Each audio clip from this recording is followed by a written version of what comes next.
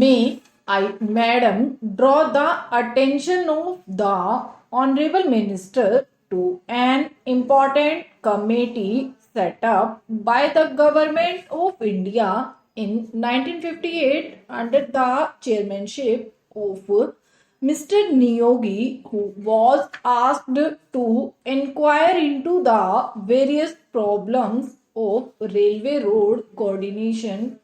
Their preliminary report appeared some time ago and it was even circulated to all the state governments for their opinion.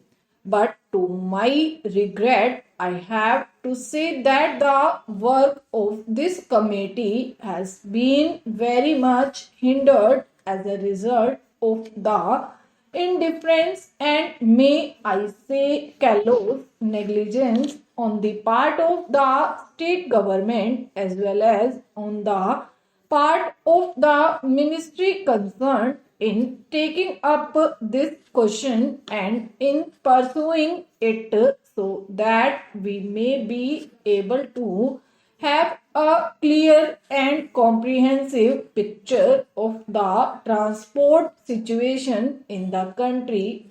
Now, railway transport, like any other mode of transport, is suffering under a major handicap. The handicap being that we do not know, nor does the railway ministry know, what the exact quantum of transport requirement in the country is and what the rising demand is, which the railways are expected to cater to in future. Certain targets which have been worked out in the third plan have been given to us. In the second plan, we were given certain targets, but unfortunately, Madam, may I point out that all those targets were either gross underestimates or exaggerations. Throughout, we have seen that we have not been able to have a well coordinated and progressive development of the transport system and in particular the railway system in the country. So anything we suggest today will have that kind of air of unreality without knowing fully or adequately what exactly the transport needs in the country, or we are not in a position to discuss or dilate upon the problems of the railways or the transport itself. Madam, last year when I was speaking on the budget, I pointed out that there had been planning of some sort, but within this planning, there had not been sufficient planning in the functioning of the administration. There has not been planning in carrying out the various phases of the program initiated in the plan or in the budget. Frequently, we come across the statement by the Honorable Minister that the railways have not been able to fulfill certain things. I went through the pages of the budget papers and also the speech of the minister. I came across this significant expression: whenever there are failures or shortfalls in performance, we are told that these are mainly due to unpredictable factors or factors beyond control.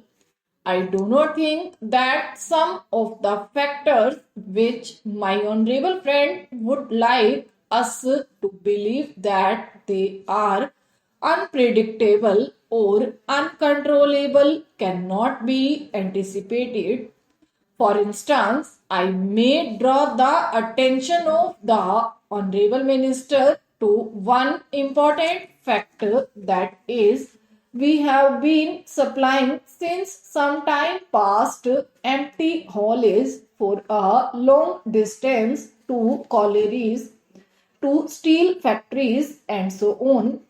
We are told that this empty holidays is unavoidable, that we have to find empty wagons to steel factories and collieries to carry raw material or perhaps coal and the like. So, for a long distance, we find wagons going empty, but if there had been a research cell and organization in the ministry to find out ways and means of utilizing these wagons fruitfully by avoiding bottlenecks in between, we could have solved the transport difficulty to a certain extent. I do not want to be told by the minister that this is a physical impossibility. Even in the advanced countries of the world, every movement of wagon, coach and engine is planned before it is put into operation. It is unfortunate and tragic that in this country, after a decade of planning, we have not been able to think in terms of planning while executing the works. Now, in regard to some of the general problems of the railways, I would say first of all that the rise in demand is so great that we have to be prepared to provide not only adequate but also effective transport facilities to our people. I need not tell the House that the railway transport system in general is greatly dependent or interdependent on the general economy of the country.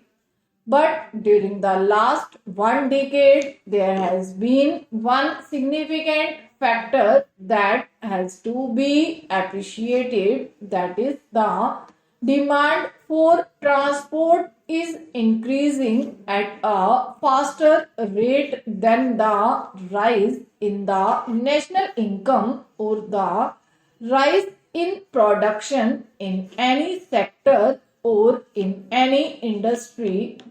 This is a factor that has not been adequately appreciated. Even if it has been adequately appreciated, no attempt or sincere effort has yet been made to carry out the fulfillment of the needs of all the sectors of our economy.